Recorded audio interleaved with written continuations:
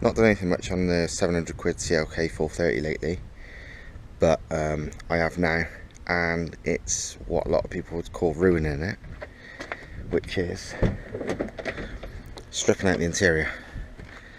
It is all gone. I haven't bothered weighing it because I don't really care. But I mean, in the Corolla I removed a bit less than this and got 120 kilos out of it. In the Subaru I got about 130 kilos out of it, removing less than this. So I would say I've removed at least 130 kilos out of this car, probably more, maybe 150, I haven't got a clue, because these are heavy cars, and this took 2 full loads of my crappy Skoda estate to take all the stuff down the tip. It was a lot of stuff. All that's in it now is a driver's bucket seat, very, very securely mounted, standard seat belt, because I don't like harnesses on road cars.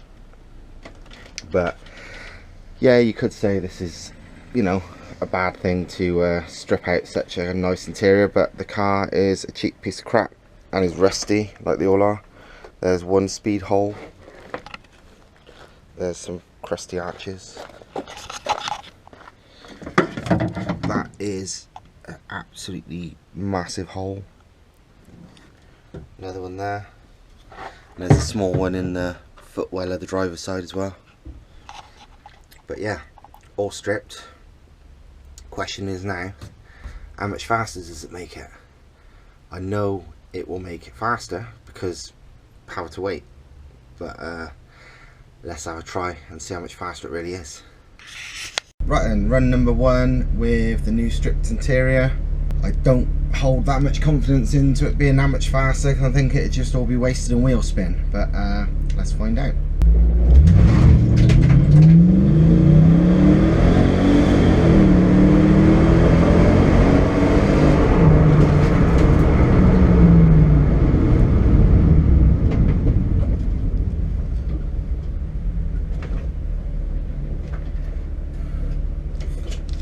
.9. It's not bad. Better than before. Let's have another go.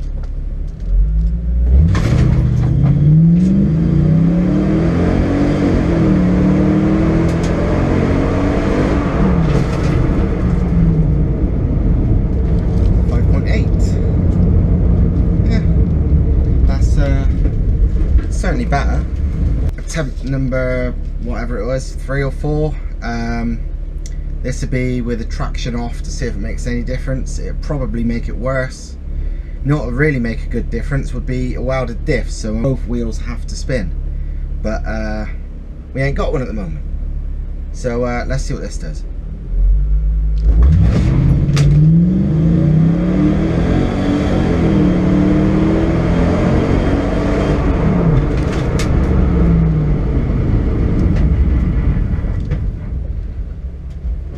Yeah, 5.7.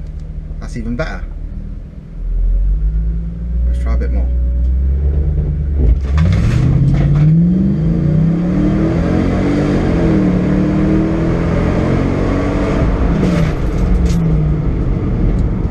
.6. Let's try 60 to 100.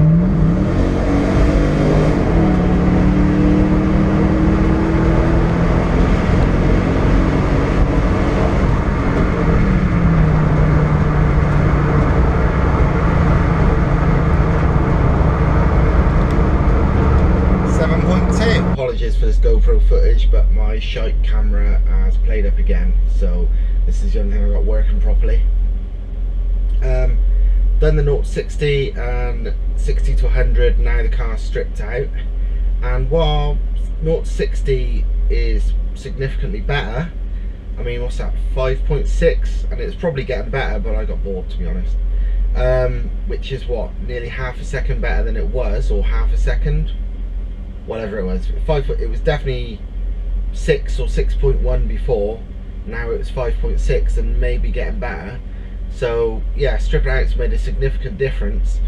And even now the traction control is cutting power in first, no matter what I do.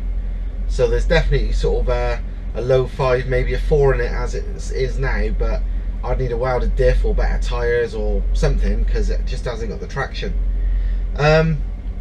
60 to 100 is weird. I can't remember last time, but I'm pretty sure last time it was only 7.3 or so, maybe 7.4, but this time it was what, 7.3, 7.2, so hardly any different at all, which is surprising because, wow, look at the interior. I've saved a hell of a lot of weight, and I've saved a lot off the 0 to 60 time, but 60 to 100 didn't really play out the same, so not really sure on that one. But to be honest, this is still, wow, this is still a 700 quid car to me. All I've done to it is air intake mods, which was some free parts I had lying around in the shed, and all I've done to it now is strip it out and fit a driver's bucket seat, which I already had. I don't think you're going to get faster than that for 700 quid. I'll see if I can find some comparisons and post it up on this video as well. I don't know off the top of my head right looking, but you know, this sort of speed, 60 to 100, 0 to 60, is a quick car, not a fucking 700 quid car, that's for sure. I mean, even if you talked about the changes I've made and actually paying full price, the seat including the subframe is like £100 on eBay, and the induction kit and stuff would cost you about 20-30 quid, because the pipe was about a £5, and you get any old cheap filter for 15-20 quid on eBay. So yeah, it's a 800 quid car, even if you're paying full price for the mods. I've not even serviced it. I've checked the oils. Oil, engine and gearbox oil are both, you know, perfectly fine level, but I've not changed the plugs, not done anything, so there's no actual money spent anywhere else. This is really is just what I got for 700 quid. So it's a fucking bargain in performance terms. Thing is though, still not that fast in my book. I've got a Toyota Corolla, it does 150 in the standing half mile, and this thing, you'd probably be lucky to see 120, I don't know. So I either make it significantly faster but for very little money or effort, because I could be spending it on the Corolla, or not bother. I've not decided yet, but yeah, we'll have to see. Quick thing to mention that I forgot earlier is, while the 0 to 60 is faster and the 60 to 100 isn't much faster, the handling and how the car feels to drive is way better. The suspension feels way less wallowy, with a far less weight for the shocks and springs and anti-roll bars to handle. The bucket seat means you can feel the car and the stay in your seat about 1,000,000 times better, and yeah, generally you feel like you can fly around corners twice as fast as you could before. So like it is with every car, a bucket seat is money well spent. On a car like this, where it's normally so heavy and I've took so much interior out, it's effectively done a similar job to uprating the suspension would, so it's a lot stiffer than it was. Not stiff, but there is a lot less body roll and a lot less wallow than there was now, so it's a much better handling car.